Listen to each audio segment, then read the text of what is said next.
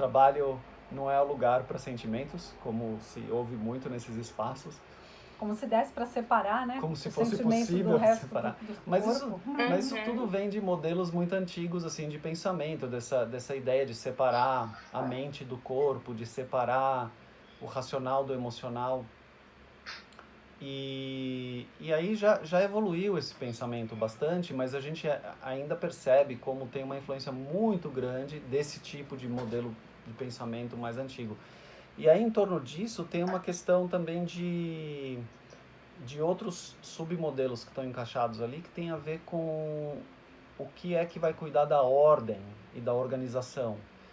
Então, tem esses modelos que tem a ver com hierarquia de poder e centralização, que também são relativamente antigos, e tem modelos novos que é possível ver tanto esses modelos novos organizacionais quanto modelos novos de tomada de decisão e organização, eles estão meio que ligados, né?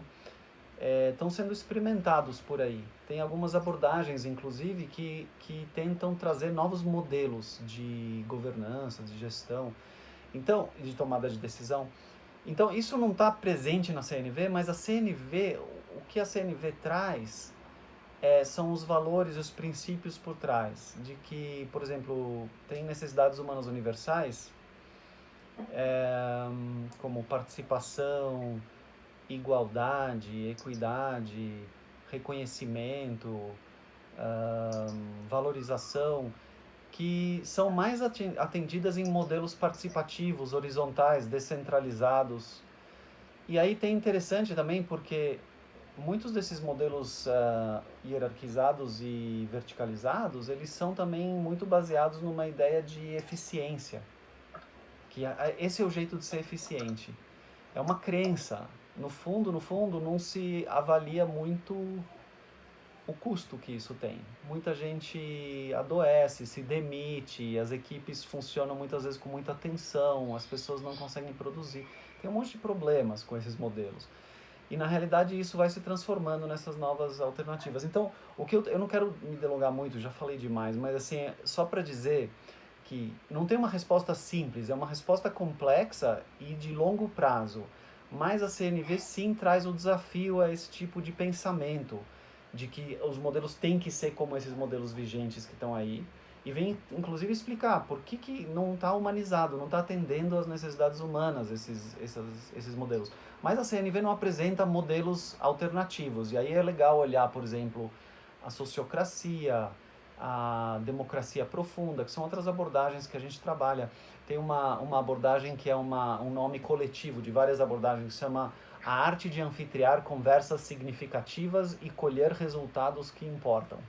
Então são várias arquiteturas conversacionais que são horizontais, participativas, descentralizadas, que colhem a inteligência coletiva. Tudo isso está muito alinhado com a comunicação não violenta, meio que de fundo, mas as formas mesmo é legal procurar essas abordagens que a gente faz parte da nossa caminhada, né? Procurar como conectar com outras práticas, outras formas de fazer. E agora o jogo do frescobol e do tênis tá na minha cabeça esses dias. No jogo do tênis precisa de um juiz, né? Para dizer quem tá certo, quem tá errado, que vai dizer a autoridade. No frescobol não precisa. Então o princípio é outro, a intenção do jogo é outra. Então se a gente mudar o nosso jogo, a gente não precisa de um juiz, de uma autoridade para dizer quem tá certo, quem tá errado. Se mudar o princípio do jogo, né? Então eu acho que é isso que a CNV tá trazendo, mudar a maneira da gente, o paradigma, né? A mentalidade, a forma de ver as coisas e de resolver, interagir. Então por isso que é algo assim mais amplo e eu estava falando antes do livro, né? E como o Marshall queria que a CNV se difundisse assim, pelo mundo todo, quanto mais melhor.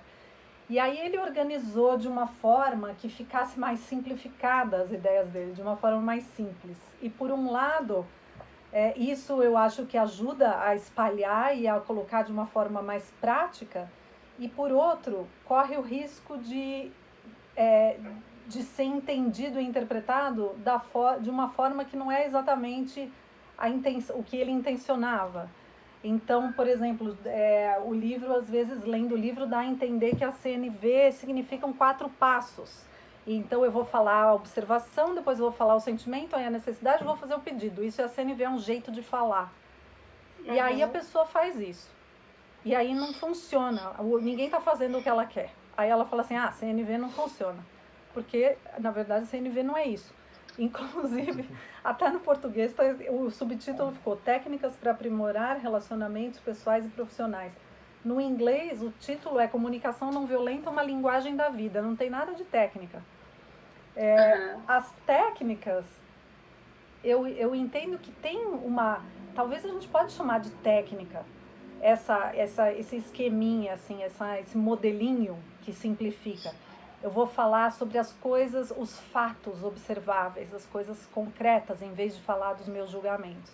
Então, eu vou falar dos meus sentimentos, em vez de falar do que eu acho, em vez de falar do que eu acho que o outro está fazendo para mim, né? Dos meus julgamentos de novo. Eu vou falar das minhas necessidades, das coisas que são importantes para mim, dos meus valores. E aí eu vou fazer um pedido claro e concreto. Então, esse esqueminha, ele ajuda. Mas o esqueminha não é a comunicação não violenta, no meu entender. Então, eu quero trazer uma outra analogia, que é a rodinha da bicicleta, sabe? Quando a gente está andando, a criança está aprendendo a andar de bicicleta e usa aquela rodinha. Então, essa formulazinha é como se fosse a rodinha da bicicleta. Mas a rodinha, ela só serve para ajudar a gente a se equilibrar, aprender, a pegar o jeito. Depois que você pegou o jeito, você entendeu como é que é o equilíbrio do corpo, como é que é a direção, virar o guidão para lá e para cá, você não precisa mais da rodinha, a rodinha até atrapalha. Então, essa técnica da CNV é a rodinha da bicicleta, não é a CNV. E esse é um dos pontos que eu acho, assim, dos que me dá tristeza de ver a CNV, às vezes, entendida dessa maneira, né? E, inclusive, se a gente quiser expandir um pouco mais, a CNV, a gente pode dizer que ela é embasada em 25 distinções, não apenas 4, como as que estão no livro. No livro tem 4 ou 5 distinções fundamentais, mas a CNV, aprofundando mais, ela chega a ter 25 ou até mais. Algumas pessoas falam de 40 e tantas. Então, o que o Centro Internacional de CNV considera são 25. A gente vai fazer uma oficina, um curso, um processo aí com aprofundando nas 25 distinções. Tem um problema, sabe, com o nome comunicação não violenta. O Marshall vivia falando desse problema, que ele dava... primeiro ele está dizendo que tá na negativa, né, o nome. Ele está dizendo o que não é, mas não está dizendo o que é. E aí ainda está dizendo o que não é, usando um termo que é não é exatamente unificado, né? Ele está dizendo que não é violenta, mas violência, numa dada situação, uma pessoa pode achar que está tudo certo, tudo normal, e a outra pode estar vivendo aquela situação como uma violência. Então, tem uma questão complicada nisso, e a gente gosta de falar sobre... Se for explicar, assim, tentar explicar o que é essa abordagem, ela está ligada com a ideia de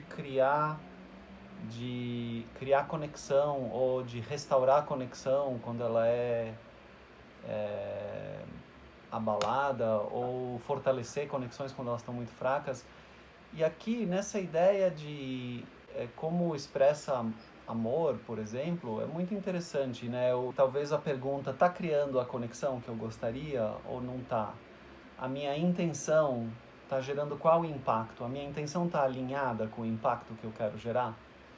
E com algumas pessoas na minha vida, eu vou poder falar idiota, imbecil, e elas vão super receber isso como amor, assim, nossa. E com outras não. E é uma questão de devagarzinho ir desenvolvendo a habilidade de perceber e ter talvez até maior responsabilidade de escolha, não só de eu reproduzir o que eu tô acostumado, e talvez até é legal fazer essa jornada de se perguntar por que eu tô acostumado a fazer as coisas desse jeito. Onde foi que na minha vida eu vi essa expressão de amor, talvez, e que eu tô reproduzindo, eu tô achando que isso vai ser compreendido. E isso talvez é uma experiência muito diferente para outra pessoa, ela não teve essa experiência na vida dela, isso significa uma coisa totalmente diferente. Então, tem essa coisa de desconstruir um pouco mais as coisas e tentar se conectar mais com o que é de fato importante. O que eu estou querendo criar? E se está contribuindo para eu criar ou não está o que eu estou fazendo? E se não está, será que eu estou disposto a mudar e fazer outra forma, experimentar outras formas? Completando o que o Yuri falou, que então a relação ela se constrói na relação, né? O entendimento, a conexão. Então, com uma pessoa, aquele jeito, aquela maneira de falar, ou o nosso entendimento é de uma forma, com outra pessoa, talvez seja de outro jeito. Por isso que a CNV não é um conjunto de regras, nem um jeito específico de falar. Para quem já foi para outros países, ou mesmo dentro do Brasil, regiões diferentes, ou mesmo cultura familiar diferente. Às vezes numa família de um jeito, na outra... Eu tenho certeza que vocês já perceberam, assim, como tem coisas que... Por exemplo, vou dar um exemplo... às vezes eu estava falando com a minha irmã alguma coisa de família com ascendência italiana. Aí, conversando com a minha irmã, vinham as pessoas olhar assim, assustados, vocês estão brigando, o que está acontecendo? Nada estava acontecendo, as duas estavam super animadas e falando de um negócio legal. E quem estava em volta estava achando que a gente estava brigando. E a gente não estava. Estava super conectado. Então, como é essa coisa da comunicação, ela é algo que se constrói no presente, como a gente estava falando, a coisa da presença de novo, e naquela relação, naquele momento. Às vezes, uma maneira de eu falar com o Yuri de manhã, ele vai receber de um jeito. Às vezes, a mesma coisa que eu falei à tarde, ele está recebendo de outro, e vice-versa. Então, depende sempre das circunstâncias, né? Do que está acontecendo, do que... Então, regras é talvez o menos importante, mas são acordos, e construindo acordos conforme a gente vai caminhando, construindo pontes, né? Eu tenho uma perspectiva muito pessoal sobre isso, que vem, na realidade, de uma longa experiência e muito desgastante experiência de anos com essa questão, muito ligada com a minha história, com essa questão palestina e como foi o meu engajamento com os públicos dos meus amigos e familiares judeus aqui no Brasil, nos Estados Unidos, em Israel, que não gostavam do meu posicionamento político de querer conversar sobre direitos humanos e querer ver os direitos dos palestinos, uma coisa muito incomum no ambiente judaico. E aí isso criava uma tensão terrível e as conversas eram muito polarizadas, assim, muito difíceis. Mais ou menos como está acontecendo com as famílias aqui no Brasil, né? Bem parecido, bem parecido. Muita gente... Famílias rompendo. Famílias rompendo, muita gente nessa coisa de parar de acreditar na possibilidade do diálogo, na linguagem como uma maneira de criar compreensão. A linguagem ela virou literalmente ela perdeu a função na realidade dela, que é criar entendimento e sentido coletivo, para uma outra função que é tentar só como jogar pedra no outro, né? É uma coisa que não tem... É muito difícil jogar uma pedra e a outra pessoa de repente se iluminar, assim, pensar assim...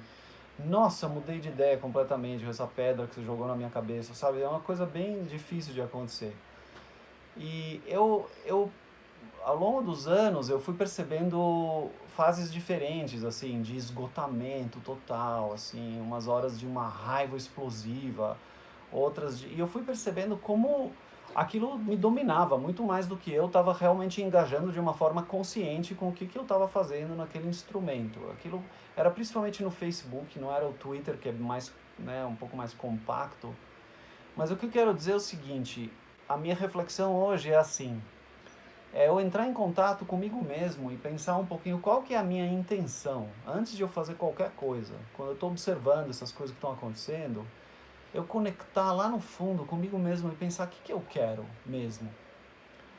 Pode ser que a partir desse lugar eu com mais clareza, talvez eu decida jogar pedra assim mesmo, não sei, mas é possível que talvez eu queira ver mudança de alguma forma e eu possa talvez escolher ou engajar na conversa de uma maneira diferente, e tem várias formas de fazer isso na comunicação não violenta, é principalmente focado em mover empatia, mas é muito limitado em meios escritos, assim, digitais, principalmente onde está muito polarizado, hostilizado, mas então precisa, às vezes as condições não permitem isso acontecer, e às vezes sim, às vezes só é uma quebra de script. Começo a fazer uma coisa diferente e surpreende todo mundo que está na conversa. Assim, parece que tá todo mundo dançando de acordo, né, ou atuando uma certa peça, um certo roteiro. Eu começo a fazer um outro roteiro e todo mundo fica meio deslocado, assim, meio perdido, e começa a criar uma outra coisa.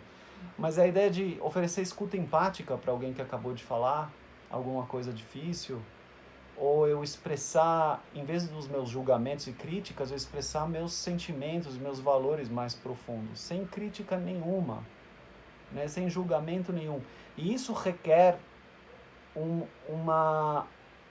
está muito alinhado com uma intenção lá no fundo. Se eu quero mover empatia, isso vai ser fácil fazer, ou menos desafiador.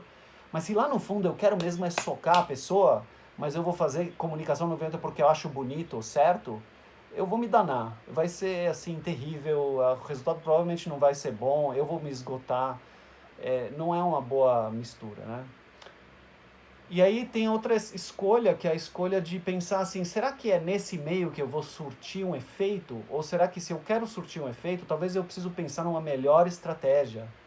Não vai ser no Twitter, talvez, ou não vai ser num post no Facebook que eu vou reagir, mas eu vou começar a criar conversas, então, online. Eu vou dar as linhas e as regras de como essas conversas vão acontecer, e eu vou criar a possibilidade das pessoas se escutarem, aprenderem alguma coisa nova, mudarem de perspectiva. Mais um ponto que eu acho assim, fundamental da comunicação não violenta, que é a ideia de estar atendendo necessidades, né? De estar alinhado com os meus valores. Então, o que eu estou fazendo está suprindo, está chegando aonde eu quero, está de acordo com os meus valores? Então, se, por exemplo, alguém falou uma coisa no Twitter e eu vou responder, a minha intenção é só desabafar? Ou a minha intenção é contribuir, é só, tipo, esvaziar e, né, me aliviar? Se é essa a intenção, então eu fazer isso está atingindo, está atendendo minha necessidade de alívio, de me aliviar. Agora, se a minha intenção é conseguir querer uma transformação mais efetiva, talvez fazer isso não vai ser o que vai trazer uma transformação, né? Eu conseguir mudar a opinião da outra pessoa. Talvez não vai ser falando assim, ou tendo essa conversa desse jeito.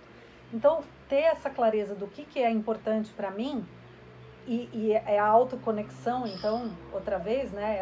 Essa presença, essa conexão profunda com o que é importante comigo mesma e com o que é importante para mim. Às vezes, o que é importante para mim é autocuidado, é ter cuidado do meu bem-estar, da minha saúde mental, do meu equilíbrio emocional, e às vezes o que vai atender essa necessidade é não falar com alguém, ou romper alguma relação, ou não conversar com pessoas que estão falando de uma forma que para mim está sendo muito dolorido. Então, é uma outra questão que fica confuso às vezes com a CNV, de dar essa impressão que a CNV significa então que eu tenho que conversar com todo mundo sobre todos os assuntos, e a minha conversa tem que ser bem educada, e eu tenho que ser simpática e legal, e eu tenho que fazer as pazes com todo mundo, e a gente tem que se dar bem, todos nós, todo mundo. E não tem nada a ver com isso, tem a ver com tá atendendo necessidades, né? Tá atendendo valores. Se às vezes está me machucando tanto, não faz o menor sentido eu estar numa relação onde eu estou apanhando, onde eu estou sofrendo. Talvez a melhor coisa vai ser eu sair dessa relação, sair dessa comunicação. Por outro lado, a CNV ajuda a gente a conseguir estabelecer conexões nas relações que são importantes para mim e que eu não quero simplesmente abandonar. Então, antes de eu abandonar também aquilo, explodir aquela ponte, aquela conexão com a outra pessoa, às vezes tem muita coisa que é possível fazer, né? Tem pessoas que vieram em cursos nossos, né? A gente vem trabalhando com comunicação não violenta faz mais de 10 anos já, em aqui no Brasil e em outros países também. E tem situações interessantes. Tem, por exemplo, pessoas que depois que começaram a estudar CNV e se conectar mais com elas mesmas e tal, com as necessidades delas, com o que é importante, resolveram se separar no casamento. Tem várias situações assim. E tem uma situação que muito interessante, que essa pessoa veio num curso nosso e aí ela estava separada. E aí ela decidiu voltar a conversar com o ex-marido, era uma mulher. Ela falou que tinha um monte de coisas que ela não tinha falado na relação, enquanto eles estavam juntos, que ela gostaria de ter falado. E ela então decidiu entrar em contato com ele de novo, começaram a conversar outra vez. Depois ele veio fazer curso também de comunicação não violenta e eles começaram a conversar, se conectar e agora eles estão juntos outra vez. Então, são 2 exemplos de que o objetivo não é estar junto ou não estar junto, né? O objetivo tá fazendo sentido? Tá atendendo as necessidades? Tá sendo um jogo de frescobol? Ou tá sendo um jogo de tênis, você tá levando raquetada na cabeça? E aí é melhor, dá pra gente jogar outra coisa? Ou então não vou mais brincar, né? Vou brincar de outra coisa com alguém que queira brincar de um outro jeito. Então tô vendo a Cristine rindo. Eu gostei essa coisa do jogo de frescobol, foi esses dias aí que eu só tô falando disso nesses dias. Tem Tem outras brincadeiras também, então, né? Tem outros jogos, exato. Tem um aspecto... que pode ser bom para todos. O objetivo da CNV é isso.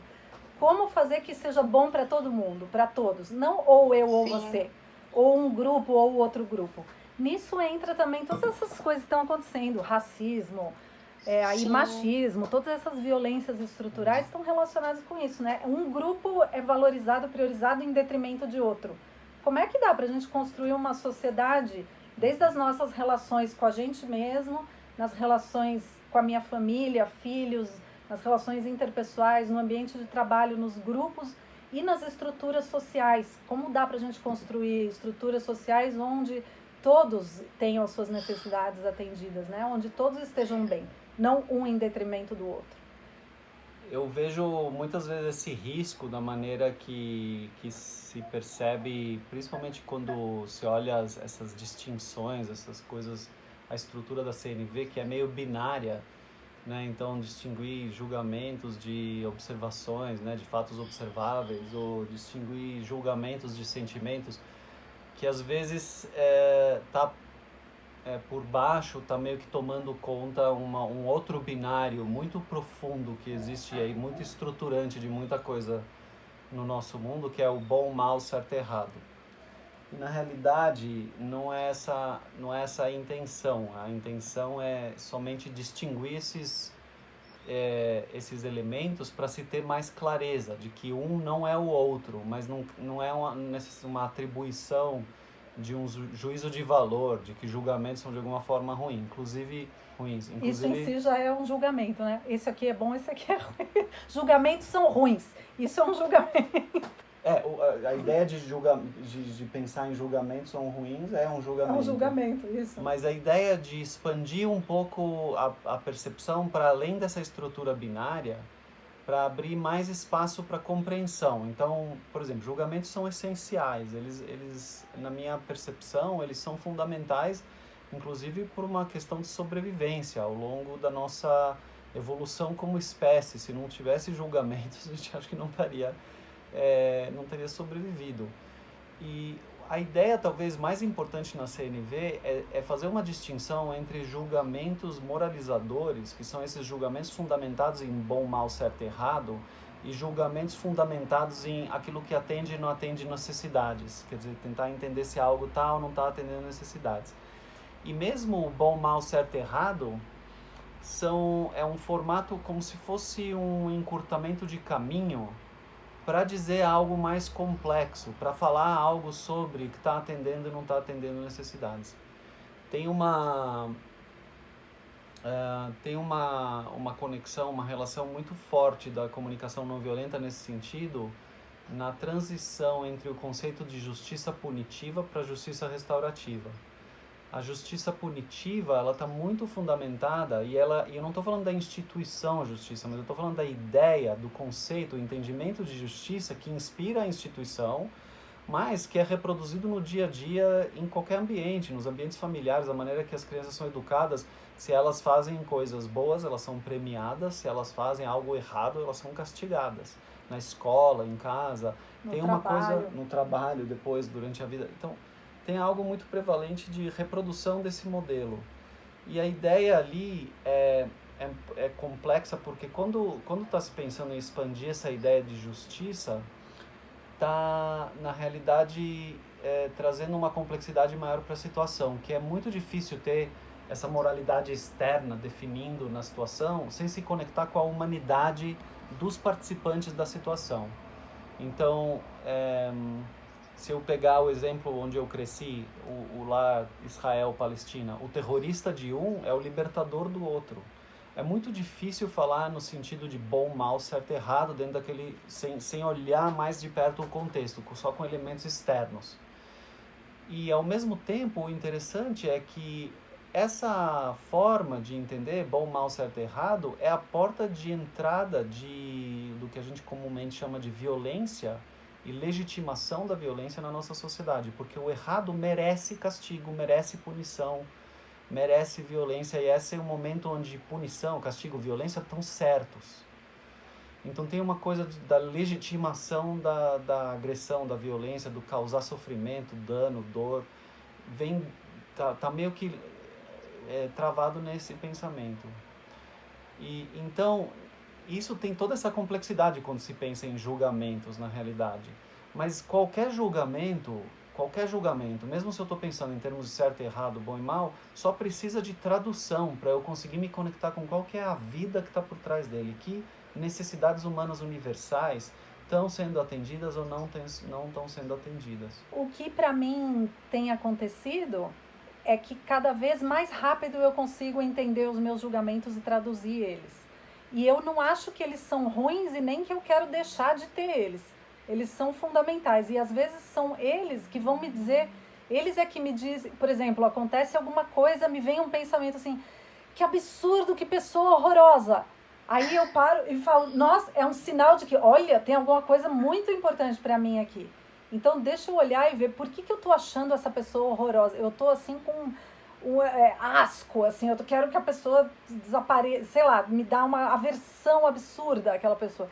Aí se eu consigo traduzir, nossa, para mim, respeito é muito importante. E o que eu tô vendo, a forma como eu tô vendo essa pessoa tratar a outra, ou tratar, sei lá, a política, ou tratar o país, tá me dando, não tá atendendo esse meu valor de respeito. Por isso que me vem essa coisa, então um sentimento ali, muitas vezes, vem junto com o julgamento. Se eu falo assim, não quero ter julgamento tá errado, deixa eu esconder dele. Não devia estar pensando isso. Não vou parar de passar. Estou julgando meu julgamento e eu só estou cada vez fica mais difícil de eu descobrir o que está por trás dele. O que realmente é importante, um valor importante para mim. Então o objetivo não é deixar de ter o julgamento, mas é não ficar parado nele. O julgamento é a superfície, eu quero ir mais profundo. Eu quero saber que por trás dos julgamentos tem sentimentos, tem necessidades, tem valores humanos. E que valores são esses meus que não estão sendo atendidos ou que tá me trazendo esse julgamento? Julgamento pode ser também assim, nossa, como vocês são lindos e maravilhosos, todos vocês que estão aqui nessa reunião hoje. Que pessoas incríveis estão interessadas em CNV. Isso é um julgamento. Tanto elogio quanto crítica é julgamento. Mas se eu fico ali só na superfície, por que eu estou achando, então, vocês maravilhosos? Porque me parecem pessoas interessadas em aprender, então, aprendizado é um valor importante para mim. Aprendizado, conexão com as outras pessoas, tá disponibilizando tempo de estar fazendo troca. Então, esses são os valores que são importantes para mim. Eu posso ouvir uma pessoa se expressando e eu posso entender talvez as palavras, o que ela está dizendo em termos de linguagem. Eu até posso fazer essa escuta reflexiva, né? Dizer de volta para ela o que eu ouvi ela dizer. E aí, na comunicação não violenta tem a prática da escuta empática, que vai vai na realidade devolver não conteúdo, às vezes um pouco de conteúdo também, mas é mais focada no que está lá no fundo, que talvez a pessoa não disse, ela muitas vezes não fala nas palavras que ela está expressando. Eu vou perguntar para a pessoa, na realidade, é uma checagem que eu estou fazendo, se eu estou entendendo como ela está se sentindo e o que é importante para ela lá no fundo, quais são as necessidades humanas universais ou valores humanos universais lá no fundo que ela está tentando atender, dizendo o que ela está dizendo. Quando está experimentando praticar, né, a CNV e estudar, a gente procura entender ou compreender profundamente o que está acontecendo com todos os envolvidos. Tanto o agressor, quanto a gente está chamando de agressor e de a pessoa agredida, ou a pessoa que está se sentindo, assim, não importa o rótulo que eu dê para cada pessoa, o que está acontecendo com todo mundo que está envolvido. Então, quais são as necessidades, os sentimentos, o que está acontecendo com cada um. E é muito importante para mim e me dá uma certa liberdade de conseguir entender mais profundamente, de realmente compreender, saber que compreender não é a mesma coisa que concordar. Então eu posso compreender profundamente algo que alguém fez que eu acho um absurdo. E ainda assim eu consigo compreender profundamente o que levou aquela pessoa a fazer aquilo, ou quais eram as necessidades, os valores, o que a pessoa estava tentando atender quando ela fez aquilo. E ao mesmo tempo eu posso discordar completamente da maneira que ela fez aquilo. Então eu posso entender porque o que levou uma pessoa a matar a outra, por exemplo. Isso não quer dizer que eu concorde. Ou que então tá tudo bem, já que eu entendi, então tá certo. Não é isso. Ou eu posso compreender por que uma criança tá batendo na outra. Você queria o seu brinquedo, você quer brincar também, você quer participação, ou você tá querendo atenção. Mas não é porque eu compreendi, então, tudo bem, pode continuar batendo no seu amiguinho. Eu vou também interferir, né? Então eu posso compreender profundamente e ao mesmo tempo discordar, intervir ou querer transformar a situação, fazer algo para que seja bom para todos.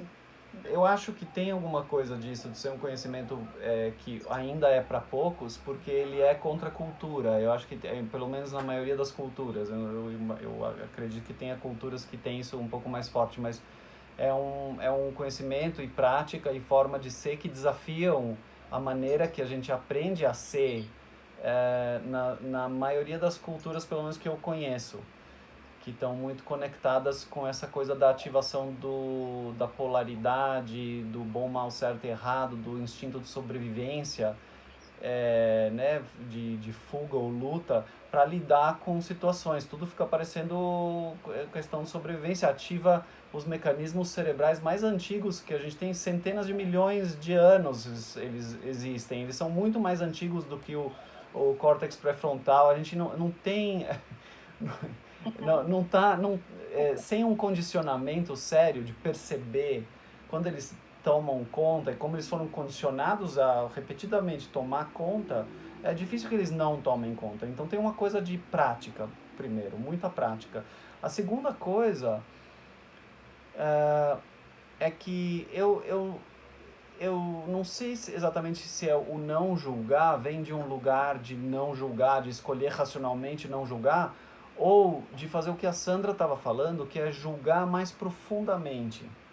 Quer dizer, quando surgem os meus julgamentos, eu vou olhar lá no fundo o que está por trás deles. Eu vou ter essa... Julgar cada vez melhor, né? Não melhor. Deixar de julgar, porque é impossível não julgar. Não dá para não julgar. Não dá para não julgar também pela natureza da nossa mente, porque a nossa mente, ela está aí para resolver os nossos problemas. Assim que se apresenta um problema, ela começa a mapear todas as possibilidades de como é que vai resolver esse treco que aconteceu agora.